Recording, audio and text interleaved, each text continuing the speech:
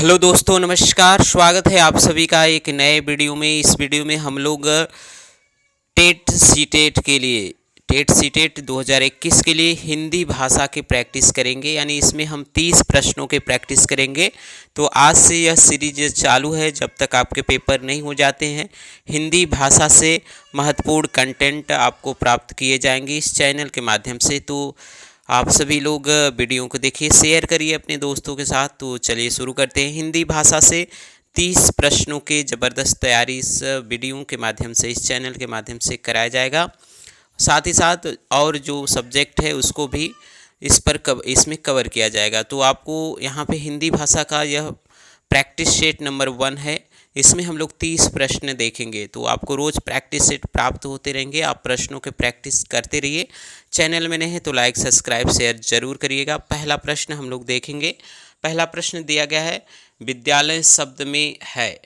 आपको ऑप्शन के अनुसार आपको उत्तर का चयन करना है। विद्यालय शब्द में पूछा गया है क्या है? स्वर संधि है, व्यंजन संधि है, विसर्ग संधि है, इनमें से कोई नहीं। तो देखिए, विद्यालय का जब आप विग्रह करेंगे तो अब बनेगा विद्या प्लस आलय, विद्या प्लस आलय। तो यह देखिए जो हो जाएगा, इसमें आ है और यहाँ पे भी आ है। तो अकह सवड़े दीर्घ से यहाँ पे दीर्घ संधि बन जाएगी। और दीर्घ संधि जो आता है वह स्वर संधि के अंतर्गत। तो विद्यालय शब्द में क्या है? स्वर संधि। और स्वर संधि का नियम क्या है कि यदि अ, ई, उ, री के बाद हर्ष या दीर्घ आते हैं तो दोनों को मिलाकर क्रमशः उसका दीर्घ हो जाता है। आ, बड़ी, उ, री हो जाते हैं। ठीक है। इसी तरह के बहुत सारे उदाहरण, विद्यालय हो गया, ठीक है, हिमालय हो गया। तो यह सभी किस में आते हैं? स्वर संधि में। अब बता दें, स्वर संधि के 5 भेद होते हैं: दीर्घ संधि, गूढ़ संधि, वृद्धि संधि, यड़ संधि और अयादि संधि। तो इसके कोई भी एग्जाम्पल हो वह सभी आएंगे स्वर संधि में। ठीक है। तो कन्फर्म हो गया होगा आप सभी को। पहला उत्तर यहाँ पे आपका ए उत्तर सही है। ठीक है। चलिए देखते हैं अगला प्रश्न। यहाँ पे दिया गया पवन शब्द का संधि विच्छेद होगा। तो देखिए, पवन का जो संधि विच्छेद होता है वह कैसे होता है? आपका यह अयादि संधि का उदाहरण है। पो प्लस अन्न जब करेंगे तो पवन हो जाएगा। यहाँ पे देखिए, यह पो जब बना है तो यह प प्लस ओ से बना है। ओ के बाद आ गया अन, तो यानी ओ के बाद कोई भी स्वर आता है तो ओ के स्थान पे हम आज लाते हैं अ व। तो प में अ जोड़ेंगे, प व न, इस प्रकार आपका बन जाएगा पवन। ठीक है। तो यहाँ पे आपका सही उत्तर हो जाएगा ऑप्शन नंबर सी। ठीक है। चलिए अगला प्रश्न देखेंगे। हिंदी में वचन होते हैं। तो देखिए, हिंदी में केवल एक वचन और बहुवचन दो होते हैं। हिंदी में एक वचन और कितने होते हैं? बहुवचन, यानी 2 प्रकार के वचन होते हैं। और संस्कृत में कहेंगे तो एक वचन, द्विवचन और बहुवचन होता है। तो यहाँ पे हिंदी का पूछा है तो 2 वचन, एक वचन और बहुवचन। ध्यान रखिएगा, आपका यहाँ पे उत्तर जो सही होगा वह बी उत्तर सही हो जाएगा। ठीक है। चलिए अगला प्रश्न देखेंगे। यहाँ पे दिया गया आगरा का बहुवचन होगा। आगरा एक शब्द दिया है, उसका बहुवचन पूछा गया है। तो देखिए, आगरा का बहुवचन नहीं होता है। आगरा में ही आगरा का रूप होता है, इसका बहुवचन नहीं होता है। क्योंकि आपका यहाँ पे उत्तर डी सही हो जाएगा। ठीक है। यह व्यक्तिवाचक संज्ञा है और व्यक्तिवाचक संज्ञा का बहुवचन नहीं होता है। ठीक है। आपका डी उत्तर यहाँ पे सही हो जाएगा। चलिए अगला प्रश्न दिया है, जिन शब्दों में प्रयोग के अनुसार कोई परिवर्तन नहीं होता है उन्हें कहा जाता है। जिन शब्दों में प्रयोग के अनुसार कोई परिवर्तन नहीं होता उससे क्या कहते हैं? तो देखिए, ऐसे शब्द अविकारी कहलाते हैं जो किसी भी लिंग, वचन, पुरुष आदि के परिवर्तन के बावजूद परिवर्तन नहीं होते, उसे अविकारी शब्द कहते हैं। तो यहाँ पे ऑप्शन आपको मिलेंगे। यहाँ पे आपका हो जाएगा, यहाँ पे आपका उत्तर सही हो जाएगा अविकारी शब्द। आपके यहाँ पे उत्तर सही होंगे, सी उत्तर सही हो जाएगा। ठीक है। चलिए अगला प्रश्न देखेंगे। शब्द के सही रूप का चयन करना है। यहाँ पे देखिए, तृष्णा दिया गया है। आपको तृष्णा के जो सही रूप है, सही वर्तनी है, उसको चयन करना है। तो यहाँ पे देखिए, तृष्णा का जो सही रूप है, ऑप्शन नंबर आपका डी दिखाई दे रहा होगा। यह डी उत्तर तृष्णा यह वर्तनी के रूप में शुद्ध है। ठीक है। तो याद रखिएगा यहाँ पे आपका उत्तर होगा ऑप्शन नंबर डी। चलिए अगला प्रश्न देखेंगे, कवि का स्त्रीलिंग रूप होगा। कवि का स्त्रीलिंग क्या होता है? तो देखिए कवि का स्त्रीलिंग होता है कवयित्री, और कवयित्री जो सही रूप में लिखा गया है वह यहाँ पे ऑप्शन नंबर सी में लिखा गया है। कवयित्री यह आपका ऑप्शन नंबर जो सी है यह सही रूप है। तो आपको ध्यान रखना है कवयित्री का सही रूप यह है, तो यह सी उत्तर आपका सही हो जाएगा। ठीक है, चलिए अगला प्रश्न देखेंगे। अगला प्रश्न दिया गया है, अगला जो प्रश्न है वह दिया गया है कि संस्कृत के वे शब्द जो हिंदी में बिना किसी परिवर्तन के प्रयुक्त होते वह क्या कहलाते हैं। तो देखिए दो प्रकार के शब्द होते हैं, जो तत्सम और तद्भव होता है। तो तत्सम जो होता है वह संस्कृत का शब्द है, वह बिना परिवर्तन का आ जाता है हिंदी में, तो उसे तत्सम कहते हैं। और संस्कृत का वही शब्द अगर उसका रूप थोड़ा परिवर्तित होकर आता है हिंदी में तो वह तद्भव कहलाते हैं। ठीक है, तो यहाँ पूछा गया कि बिना किसी परिवर्तन के आए तो वह क्या कहलाएगा, वह कहलाएगा तत्सम। आपका सी उत्तर यहाँ पे क्या होगा, सही हो जाएगा। चलिए अगला प्रश्न है। अगला प्रश्न दिया है, जब किसी समास में दोनों शब्द प्रधान हो तो उसे क्या कहते हैं। तो देखिए समास जो होते हैं वह 6 प्रकार के होते हैं। यहाँ पे देखिए जो द्वंद्व समास दिया गया है, द्वंद्व समास में दोनों पद प्रधान होते हैं। ठीक है, जैसे रात दिन अगर कहेंगे तो रात और दिन, तो दोनों प्रधान हुए तो द्वंद्व समास। अब देखिए द्विगु समास की बात करें तो द्विगु समास में पहला पद क्या होता है, संख्यावाचक होता है। ठीक है, संख्यावाचक। और तत्पुरुष समास में क्या होता है, इसमें कारक चिन्हों का लोप होता है। ठीक है, इसका उत्तर पद प्रधान होता है और इसमें कारक चिन्ह का लोप होता है। जैसे इसमें जब इसका विग्रह करेंगे तो जैसे स्वर्ग प्राप्त दिया हो तो स्वर्ग को प्राप्त, यानी इसमें कारक चिन्ह छिपे रहते हैं। यहाँ पे पूछा गया है जब किसी समास में दोनों शब्द प्रधान हो तो उसे क्या कहते हैं, तो उसे कहते हैं द्वंद्व समास। याद रखिएगा यहाँ पे आपके ए उत्तर यहाँ पे सही हो जाएगा। ठीक है, चलिए अगला प्रश्न देखेंगे। शुद्ध शब्द दिया गया है, देखिए उज्ज्वल का शुद्ध शब्द आपको बताना है। तो उज्ज्वल जो सही रूप में लिखा गया है वह कहाँ पे है, वह ऑप्शन नंबर डी में है। ध्यान से देख लीजिएगा, उज्ज्वल बार बार पूछा जाता है तो उसमें आधा दो ज रहते हैं उज्ज्वल, तो यह सही रूप है।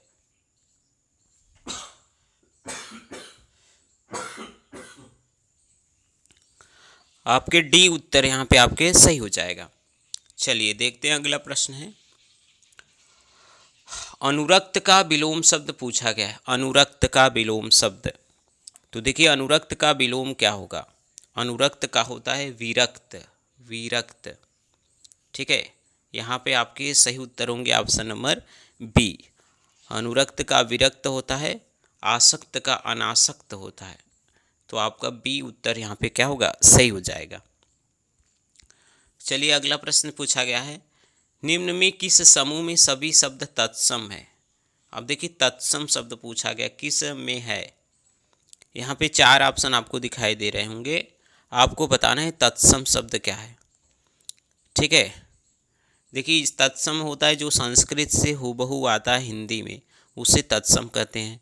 यहाँ पे देखिए जो आपको दिखाई दे रहा है शर्करा, ठीक है, पवन, ज्येष्ठ, अग्नि, यह क्या है, यह सभी तत्सम है।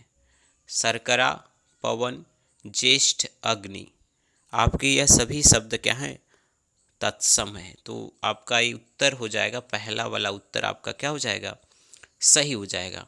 तो आपका ए उत्तर यहाँ पे सही हो जाएगा। चलिए अगला प्रश्न देखेंगे, किस शब्द में को उपसर्ग नहीं है। देखिए यहाँ पे पूछा गया को उपसर्ग नहीं है। ठीक है, देखिए रूप में को जोड़ देंगे कुरूप हो जाएगा, यहाँ को उपसर्ग है। कर्म में को जोड़ेंगे कुकर्म हो जाएगा।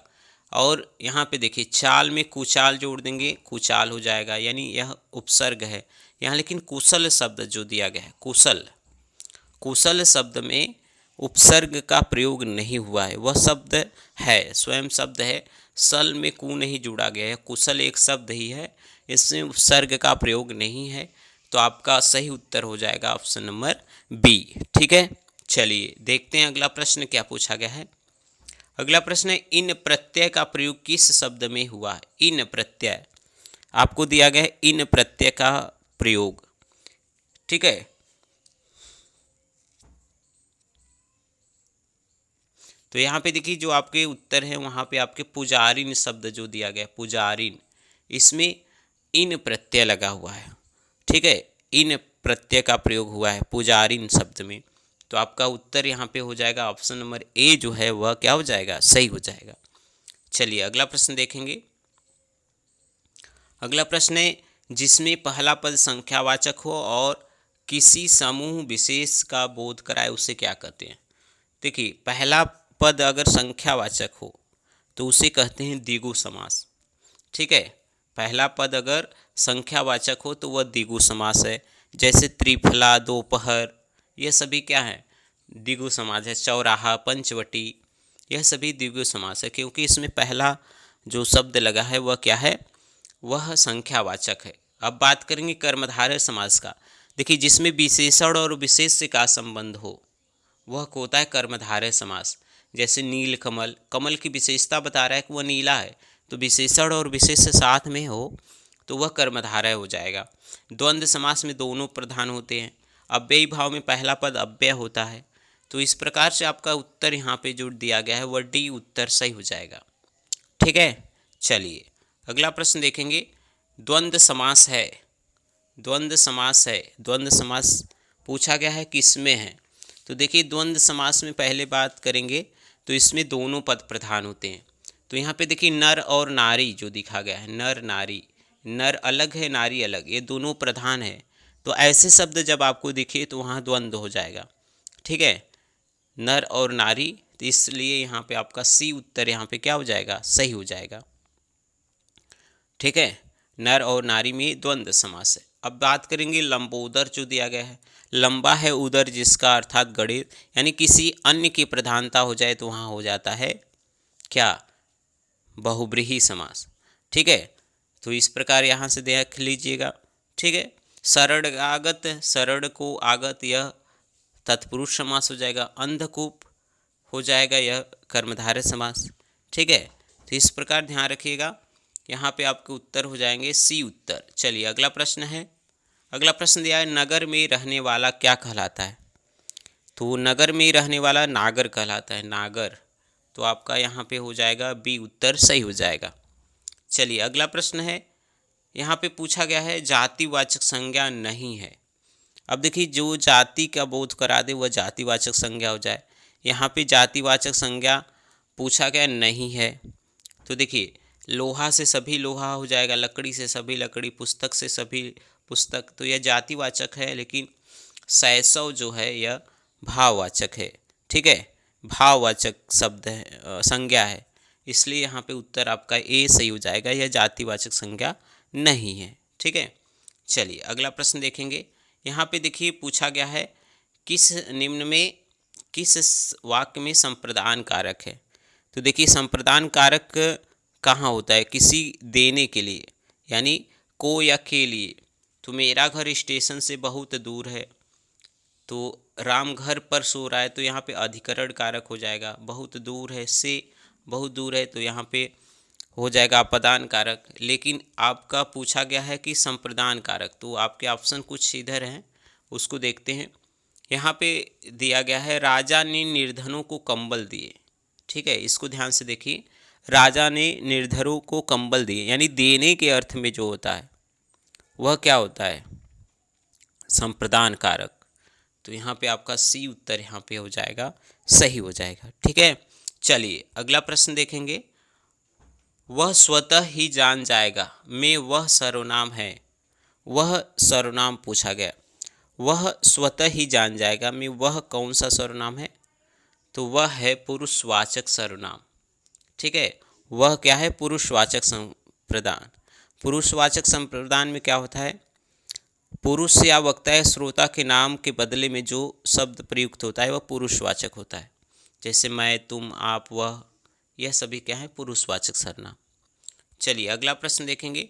संयुक्त क्रिया के उदाहरण कौन सा वाक्य है। देखिए संयुक्त क्रिया पूछा गया है। ठीक है, तो संयुक्त क्रिया क्या है? जिसमें दो क्रिया है। तुम प्रतिदिन पढ़ने आया करो, इसमें पढ़ने के लिए आया करो, इसलिए यहाँ पे क्या हो जाएगा, यह संयुक्त क्रिया का उदाहरण है। ठीक है, संयुक्त क्रिया, जो क्रिया दो या दो से अधिक धातुओं के मेल से बनी होती हैं उसे संयुक्त क्रिया कहते हैं। इसमें पढ़ना, ठीक है, आना, यह शब्द है, तो आपका इसलिए यह हो जाएगा संयुक्त क्रिया। आपका सी उत्तर यहाँ पे सही हो जाएगा।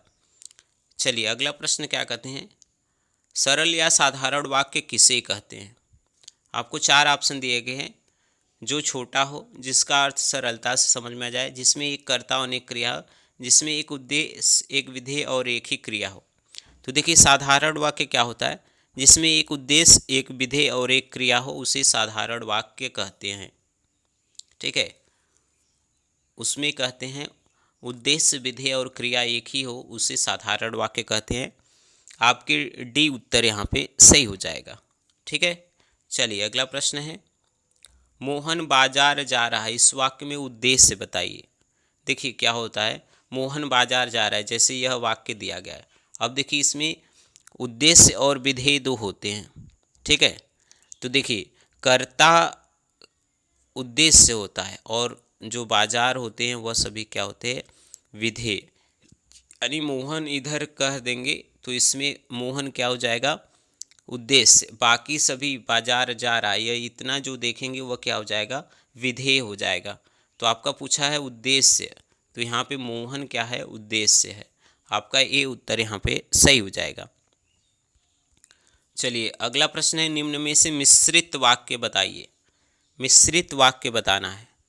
देखिए मिश्रित वाक्य क्या होता है, जब दो उपवाक्य किसी एक दूसरे पे अधीन होते हैं तो उसे मिश्रित वाक्य कहते हैं। ठीक है, यानी दो वाक्य एक दूसरे पे आश्रित हो उसे कहते हैं मिश्रित वाक्य। मैंने सुना कि नीना पास हो गई, मैंने सुना कि, देखिए मैंने क्या सुना कि नीना पास हो गई, यह दो उपवाक्य हैं और एक दूसरे पे आश्रित है। मैंने सुना कि नीना पास हो गई, तो यह मिश्रित वाक्य है। ठीक है, सरल वाक्य, संयुक्त वाक्य और मिश्रित वाक्य, तीन प्रकार के वाक्य होते हैं। तो इसमें देखिए मिश्रित वाक्य होता है जब एक दूसरे पे आश्रित हो जाते हैं दो उपवाक्य, तो उसे कहते हैं मिश्रित। मैंने सुना कि नीना पास हो गई, इस कारण यहाँ पे डी उत्तर आपका सही हो जाएगा। चलिए अगला प्रश्न देखेंगे, यहाँ पे दिया गया किसी के कथन को उद्धृत करते समय किस विराम चिन्ह का प्रयोग करते हैं। तो देखिए जब आप कहते हैं कि कोई उद्धरण चिन्ह या अवतरण चिन्ह कहते हैं उसको, ठीक है, तो अवतरण या उद्धरण चिन्ह जो ऐसे डबल इन्वर्टेड कामा में उनके बाद को रखा जाता है उसे अवतरण या उद्धरण चिन्ह कहते हैं। ठीक है, ध्यान रखिएगा, आपका बी उत्तर यहाँ पे सही हो जाएगा। चलिए अगला प्रश्न है, सही विराम चिन्हों वाला वाक्य है। सही विराम चिन्हों वाला वाक्य है। अब देखिए इसमें चार वाक्य हैं, इसमें पूछा गया कि सही विराम चिन्ह क्या है। तो जो पत्र आज आया है कहाँ है, तो जो पत्र आज आया है यहाँ कामा और यहाँ पे कहाँ है क्वेश्चन मार्क, तो यह आपका सही है। ठीक है, 56 का आपका सही उत्तर हो जाएगा ऑप्शन नंबर ए। ठीक है, चलिए अगला प्रश्न है, शेर को सामने देख करके यह वाक्य किस मुहावरे से पूर्ण होगा। खाली स्थान दिया गया है, तो यहाँ पे देखिए आप पढ़े होंगे, शेर को सामने देखकर मेरे प्राण सूख गए, तो मेरे प्राण सूख गए, आपका डी उत्तर यहाँ पे सही हो जाएगा। ठीक है, ध्यान दीजिएगा, सही उत्तर डी होगा। चलिए अगला प्रश्न देखेंगे, सही मुहावरा है। मुहावरा पूछा गया है, सही मुहावरा क्या है।